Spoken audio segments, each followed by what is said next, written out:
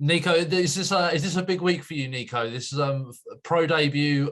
This must be very different to anything you've experienced in the past.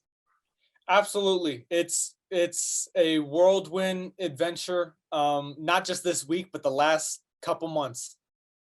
Did you always think this would happen? Has this always been a goal for you, or is this something that you've only relatively recently decided to do? I wouldn't say I thought this was going to happen. I wouldn't even call it a goal. I would call it a dream. As a kid, I would dream about stuff like this happening, never thinking that it would be reality, but it now is. So it's an absolute dream. And is that because boxing was in the family as a kid? Is that where you got that dream from? So I don't know if I would be in boxing if it wasn't for my grandfather. I truly don't know, but I felt very drawn to boxing for some reason. And this has been a dream of mine, and it's now coming into fruition. So it really is amazing. It's an obvious question, Nico, but what would your grandfather think of this moment? He would love it. I mean, someone else asked me how would he watch the fight if he was here, and I told him he would watch it ringside in Tulsa. He would be over the moon right now. Will you think of him as you walk down to the ring? Of course. Yeah, no, I'm going to be thinking of him, my whole family. Everyone's so proud in my family, and that's really all that I can ask for. Does it bring pressure though? Because I mean, obviously, for the rest of us, we're getting used to this idea that Muhammad Ali's grandson is going to box. But for you, this has been your whole life. So for you, is this pressure? I would say the pressure comes from me wanting to perform to the best of my abilities. It comes from the pressure of my family, not from outside sources, which is good. Um, and yeah, I'm trying to be the best fighter that I can be. I'm trying to make myself proud, my family proud, and I want to make my grandfather proud. So that's the only pressure that I'm feeling. Is there pressure from within the family to live up to his honor and his memory? Not necessarily with his in ring achievements, but just to honor him the way that he deserves. I wouldn't say the pressure is to honor him. I would say the pressure in the family would be to just make them proud. And I'm sure my family would tell you, or my parents even would just say, you've made us proud already. But I feel the pressure of just making my family proud and making me proud above everything else. That's the pressure that I'm feeling, really. And has there been anyone in your life at all, whether it be a family member or a friend or anybody at all, who's taken you to one side and said, Nico, are you sure that going down this path is the right path for you? Are you sure this is not maybe something that's too difficult? No, yeah, everybody has come up to me and said that. Whether it be my mom or my dad, obviously, because they don't want to see their kid in any high impact sport, especially not boxing. But yeah, no, everyone's been warning me of the pressures. Everyone's been warning me of how long this road is and how hard it is. But if you love it, it doesn't seem as hard as everyone else is making it. What was that first conversation like with the family when you told them that you wanted to take this seriously? They just said take it one step at a time. They said see how you feel after this fight or this training session. See how you feel after this, and then I kept pushing it and pushing it and pushing it. And I think that they're surprised at how I'm still very passionate about it, and I still love it so much. And you think that comes obviously from your grandfather. Do you sort of believe that it's in the genes and in the blood? I think it has to be in some way because my aunt boxed, my grandfather boxed, I'm boxing. You know, I feel like it's like the love for boxing almost seems genetic. So I would say that yeah, it's because of my grandfather. There's lots of sons of boxers who follow their fathers into the ring, successful fighters whose sons go into it. Do you think there's any part of it with yourself and with other people that they feel a need to really sort of live up to what their father or their grandfather has done? Yeah, no, they every I try to watch every person like that I can, whether it be Evander Holyfield's son, or whoever. I try to watch that because I love those stories, and I'm sure they all feel pressure, but people handle pressure, in different ways. And for me personally, the pressure isn't coming from upholding the legacy of what I believe to be the greatest boxer of all time, my grandfather. The pressure is from me just continuing the legacy of my grandfather, who is someone who's so important to me. He's the patriarch of my family. That's where this pressure is coming from for me. So you mentioned it there. We all know your grandfather, the public face of your grandfather. How do you know him? Like, what's he like for you? How would you describe the relationship that you had with him? Honestly, he wasn't a two-faced kind of guy. What the public saw is the way he was. He was very, very kind, very funny. And yeah, the public knew him. And the side that they didn't see was, the more loving, nurturing, the grandfather side, which you really can't see unless you're in the family watching at, like, Thanksgiving events or whatever. But yeah, I mean, everyone knows the way he truly was because he couldn't hide it. He couldn't hide how kind of a person he was. When did you first become aware that your grandfather wasn't a normal guy? He wasn't like everybody else's grandfather. I was around 12 years old, and I just started seeing how people that I would look up to on TV, people who I would listen to, uh, I saw them start not worshiping but praising my grandfather, and I was like, wow, how does this person know my grandfather?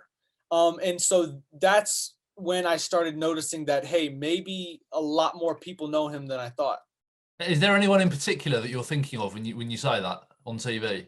Yes. So there, at the time, his name is Ken Jeong. He's the actor who played Mr. Chow in The Hangover. And I was a Okay. little kid. I was a little kid and I loved the Hangover movies. And I saw Mr. Chow singing Happy Birthday to my grandfather. And I was like, wow, it's Mr. Chow. And so that was amazing. I saw Snoop Dogg singing for him, P. Diddy singing for him, Stevie Wonder singing for him. It was just, I was like, how do all these people know him? And what did your mother then explain, or how did that go down within the family? Well, yeah, they've always told me, but it was different to see it for myself. Did he speak about boxing just during family time to you in particular? Yeah, whenever I would ask him for like tips with my sparring, or my training tapes that I would show him, he would give me little tips here and there. But for the most part, we would just watch his highlights in boxing, and I would just watch his interviews with him. And did he love doing that with his grandson? Of course, yeah. No, he loved watching himself, and he loved watching me. But yeah, no, it was really fun watching his highlights with him because I'm watching a boxer that I've only heard stories of. I'd never met him. I wasn't alive to see him. And then I'm watching it with my grandfather, who seems to be like two different people, but it's the same person. Is it strange to sort of see your grandfather as a young man in that respect? Was that a strange experience for you? Yeah, it's very weird. I see them as almost two different people. But it was fun being able to watch that young, brash kid with this old man that was my grandfather. So it was very fun. And growing up, there must have been difficult moments carrying that surname and carrying that family tie. There must have been moments for you that were challenging. Yeah, sometimes in school, whether it be like a bully here or there was always a moment where someone tried to test me or my brother, or it happens. But nothing bad ever came out of it. We were always, me and my brother were always strong-willed. We were raised very well to handle situations like that. So yeah, I mean, it was tough at the start, as a kid dealing with that kind of stuff, but I eventually got used to it. Are there any misconceptions about your grandfather, things that the public think that maybe you know not to be true, or anything that irritates you that the public think that isn't true about your grandfather? Well, I think some people think that he didn't like Joe Frazier. I don't know why Okay. that's the first thing that came to my mind. He loved Joe Frazier like a brother. And I think some people may have not misinterpreted, but some people saw it wrong because he was very um, annoying to Joe Frazier. You know, the stuff Yes. that he would say to Joe Frazier was, you know, to sell fights, but you know, he loved Joe Frazier. So I would say if there's any misconception, it would be that. Is there anything your grandfather loved that the public don't know about? Is there anything amusing about your grandfather that people don't know and would find funny? He loved Western movies. We forced him to watch a bunch of horror movies. Um, and he loved wearing masks. I've got a ton of photos of him wearing a werewolf mask, a zombie mask. Yeah, he loved dressing up. He loved, you know, playing different characters, and that was really funny. That's incredible. That's incredible. Do you ever find yourself wondering how he would cope as a boxer today? Obviously, sports and sports science has moved on so much since his heyday. Heavyweights have got so much bigger, of course. I think that, that's just naturally with athletes. Do you ever wonder about how he would cope today, or do you think that the generation should be kept apart and never compared? I think, and I'm a biased person to be talking to. I think he would stand well and do the same things he did in any generation of boxing. Uh, there's only a few boxers today that really stand out that could compete in any generation because they had killers back then, the likes of Ken Norton, Joe Frazier, you know, George Foreman. Those guys were killers, and a lot of the fighters today aren't, you know, aren't at that level, in my opinion. There's only a few fighters today that really stand out.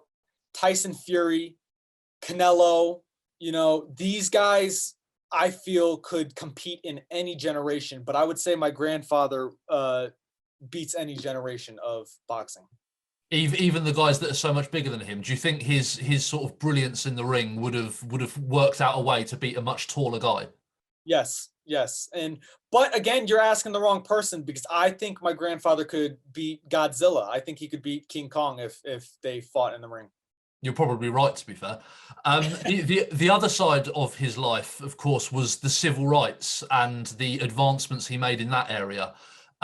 Is that difficult for you in the respect that it's such a legacy that he leaves? It's almost incomparable to any. There's almost nobody that's ever lived that's done what he's done. Is that a difficult legacy for you to follow on from in that respect? No, I think it gives me a great opportunity to try and do the same things that he did. I don't see that as, you know, the legacy he left behind as a humanitarian in terms of civil rights. That's something that I am so passionate about to this day, and I think it's because of my grandfather and because of my mom, my parents. I was just raised that way, but it him leaving behind that legacy gives me an opportunity to continue it and help people along the way. So I see it as an opportunity more than anything. This might be a difficult one to answer, and tell me if it is, but how would he think about the advancements, or would he think there have been advancements in that respect in the generation since his heyday? In terms of civil rights, In terms of civil rights? yeah, you know, it's hard to say. I certainly don't want to speak for him, Sure. but you know, I believe in terms of civil rights, it has gotten better. The last year has been a particularly difficult year in terms of, you know, African Americans in America. You know, with there was so much going on with, you know, law enforcement and, you know, all the stuff that happened with George Floyd. He would hate to see that. And that would literally bring tears to his eyes. But other than that, you know, he was so happy to see Obama being president, the first Right. black president in American history.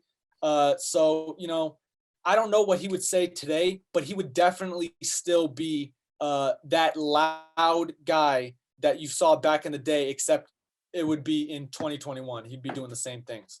Excellent. I'll just ask you a couple more questions, Nico, if that's okay. No What problem. has Bob Arum told you about your grandfather, and can he believe that this is happening? Bob Arum has so much history with him. I didn't realize how close that they really were. Um, he's told me some stories how actually he traveled to the UK with him. And that Yes. was the greatest story that he told me. Bob Arum told me that, I mentioned that my grandfather loved his UK fans. And I said, why did he always shout out his UK fans? What was with that? And Bob Arum said it's because the UK fans hung in with him when nobody else would. And I was like, wow, that's amazing. I want to go to the UK. So that's when that conversation started with me and Bob Arum. So that was the period where he maybe wasn't the most popular even in the US. Yes, no, the US hated him at that time. From what Arum was telling me, they were just relentless on him. And then he went to the UK and they were acting like nothing happened. They were acting like they were still treating him as though he was on top of the world, even though America and the rest of the world was making him feel like he was at the bottom. That's amazing. That's amazing. Yeah. Nico, the last thing I'll ask you, what are you like as a boxer? What can people who haven't yet seen you expect from you both on Saturday night and going forward? What is your style like? Well, with my new trainer, Sugar Hill, he's teaching an aggressive style. He's teaching a very fluid and balanced style. And yeah, I would just say that my new style now would be um the likes of what he teaches. I'm open to learning from him and I'm now morphing myself to be the kind of fighter he wants me to be, which is great.